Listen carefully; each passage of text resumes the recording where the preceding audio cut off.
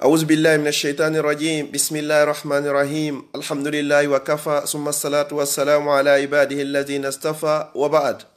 musidɓe julɓe tedduɓe anduɓe wuuri mayey wuuri seeɗani mayey pooma mono yahude ka artata haray yo yooɓo ko lannata mono yahude ka artata haray yo o yooɓo ko lannata enen ɗo fopp en yahay laakara ko hande ma ko jango ma ko faɗɗi jango hay goto e meɗen haray anda jon non Allah inni en wa an laysa lil insani illa ma sa'a wa anna sa'yahu sawfa yura summa yujzahu al jazaa al awfa bani adama on hay hunde ala ko tawoyta laakara ton sina konko ardinanno hoore makko ka gurdam makko ga haray aduna on ɗo haray ko galle golle ko alda e joddi haray laakara non ko galle joddi ko alda e golle yawmal qiyamati ala hay goto e meɗen mo ninsoyta sahabaɓe landine laaɗo sallallahu alayhi wa sallam meɗen andi ko watta si heferɓe ɓen ɓe ninsoya ko ɓay ɓe wonano julɓe ko honɗum watta menen julɓe ɓen gam simen ninsoya yawmal qiyama ne laaɗo sallallahu alayhi wa sallam ɓe maki si Allah yoɓito yima joddi mbuɗu goto mo waɗɗa fi Allah ma moƴƴere ko waɗanɗa musidɗo ma a yi joddindin ko mawni kon a yeloto no jakka hara waɗi no ɓuri ɗum ɗo musidɓe julɓe tedduɓe ka yiɗalngol hoore amen yiɗana musidɓe meɗen aduna Allah on fop moƴƴere nden fi en foy ko tawoyte laakara ko tawata ñande mayde nden ɗeɗɗuma ko tawata ka qaburu ma tuman e malaykaɓe nangodirɗon ko tawoyta yeeso joomi ma tuma joomi ma landima a wuuri duuɓi 10 nogay 50 50 50 duuɓi 60 duuɓi 70 si mayɗa ene ko honɗum woni ko ardinanɗa hoore ma hande fiya heɓowo aljanna an tawata birikire kange e birikire kaalisi woni ko mahira ko ɗum ardinannoɗa hoorema maza qaddamta li nafsika ko ɗum ardinanɗa hoorema aw maza qaddamta li dinillah ma ɗum ko honɗum ardinanɗa ka dina Allah sa landoyama ɗum ɗo ko honɗum wiyata ayinnayi accuno cuuɗi nayi bambeto ka accuno wotoro kapororay hara ko ndu woni ko liɓaɗo ka accuno wotoro honno dibreka ka ko kabele ka ko lambanje ɗin ɗon fof mi sikkaɗi nafetema ton si wona hara waɗan sifa ndu suudu ndu wonɗe wolde fi muɗum ɗo darnalngol suudu Allah darnalngol Allah suudu ka Allah rewete ka juulete ka jangete ka huntete ka inde Allah jantete ka mokobaɓe jangidirta ka waajete ka sonnaɓe jangata ka fayɓe hunjinte Qur'an ko o appel ɗo min noddi on noddandu l'islam haray e nder leydi Belgique ɗo précisement ka saare Liège ndu noddandu ɗo ngal tummodiral molanagal ɗo ngal waɗay e asewe arowo ɗum hawray ñande le 9 mars 2019 musidɓe julɓe tedduɓe kala ka wawɗo wonirde hoore adna Allah on fo hiɗon tora ballal keni e gundo mo mara yo waɗu du'a kala marɗo haray yo ittu haysi tawi ko mbuɗu goto wa ma tuqaddimu li anfusikum min khairin tajiduhu inda Allah kala ko ardinan ɗon hoore moɗon immorde e moƴƴere won tawoyey ɗum ka Allahu subhanahu wa ta'ala ardinane hoore moɗon moƴƴere haray tummodiral mawgal tummodiral molanagal haray hino wadde e asewe arowo ɗo ka saare Liège fi sodugol juulirde nden tawa ko darnande ha gasi hinde tawa e juulirɗe adaɗe ɗen darnede e nder nde saare Liège ko musidɓe meɗen tirkuɓe woni en yeeyugol juulirde nden haray jawle buy heɓike jawle buy kadi haray hino lutti kadi hiɗen wallini fewnɗo ko ɓuri guluje 290 kono hino lutti kadi wanowa ɗin ɗon kadi ma ɓuri ɗin ɗon fii ko ɓe yoɓitirte hara en naatari e ñamandeji addanayɗi e riba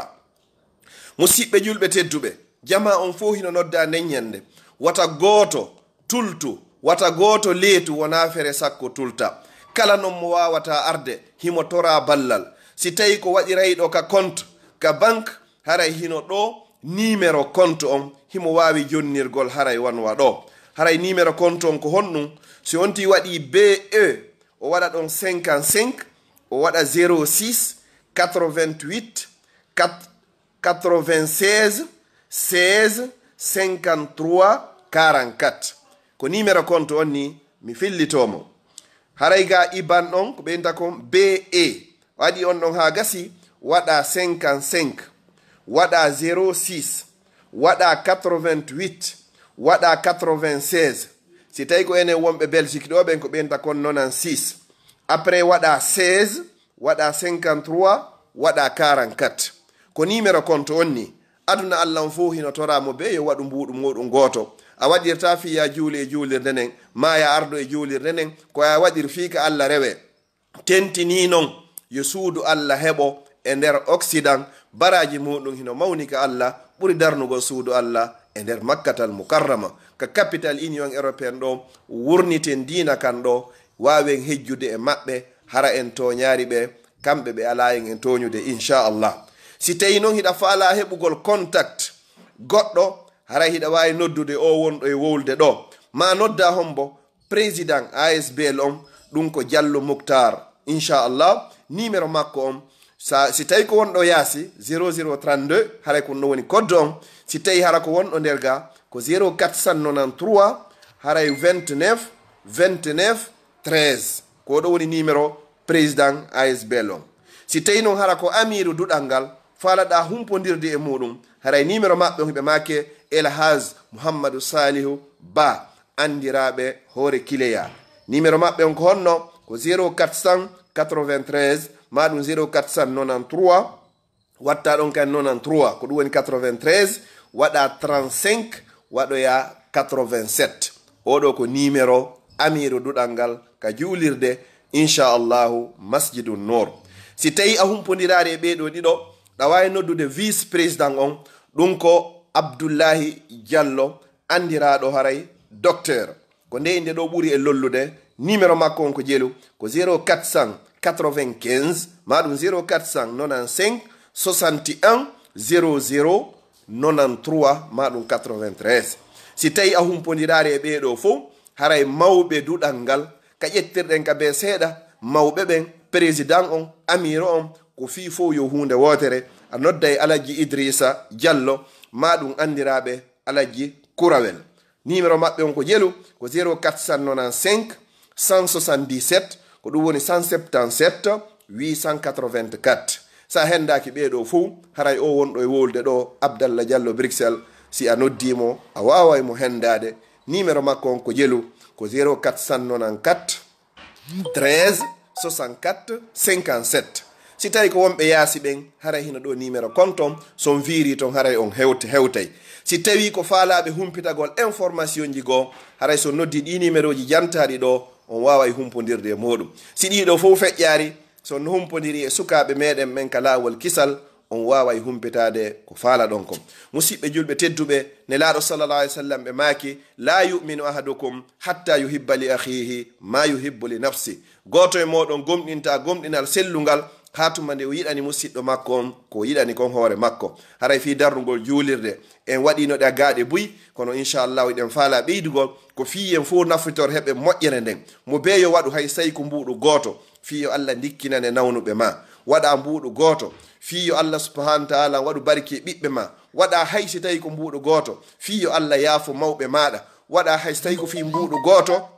fiyo Allah okke battane moƴƴo. Waɗa hay mbuɗu goto fiyo Allah on hoynane ɗeɗɗere mayde. Waɗa hay so tawi ko mbuɗu goto fiyo Allah on tabintine ka lande gabru. Fi waɗa mbuɗu goto fiyo Allah on lumbinoyo sirate. Waɗa hay so tawi ko mbuɗu goto fiyo Allah on okki aljanna o dandama yiite jahannama. Waɗa hay so tawi ko mbuɗu goto fiyo Allah okke battane moƴƴo. Mi toriki Allah subhanahu wa ta'ala on yo Allah okkan on fuu moɗon battane moƴƴo. Yaafo en yaafo mawɓe meɗen fewna en fewnana en zurriyaji meɗen ɗin okka en jannatul firdawsil ala newnana e nde juulirde ɗo kadi ndeɗo kadi nde wawe soodede nde wona e juuɗe meɗen fii ka Allah rewe ila yawmil qiyama. O newnana en kadi wawgol joga gongol ko alda e sonko ko alda e piiro ko alda e lurral ya rabbal alamin innahu waliyu zalika wal qadiru alayh. Mi toriki Allah subhanahu wa ta'ala kala yuɗo nde yewtere ɗo o sakitiri nde wajihillahi yo Allah on dandumo lette gabru. Kala yuɗo nde yewtere ɗo o feƴƴinoyde kala ko jogi e ande sohɗaji e ɓernde makko ko Allah subhanahu wa ta'ala woni ittowo yo Allah on ittanmo. mi toriki Allah subhanahu wa ta'ala kala waɗuɗo ɗo mbuɗo goto fiino ndu suudu Allah ɗo darora mi toriki Allah subhanahu wa ta'ala yo Allah jonnitiroy mo talkoro kuuɗe makko nden ka ñaamo makko ñande tawata jawdi e ɓiɗɗo nafata siwana on arduɗo ka Allah ton e ɓernde hisude e shirku ya rabbal alamin ya rabbal alamin ya rabbal alamin allahumma arhamna fa anta bina rahim wala tu'azzibna fa anta alayna qadir innaka ala kulli shay'in qadir wa akhiru da'wana anil hamdulillahi rabbil alamin.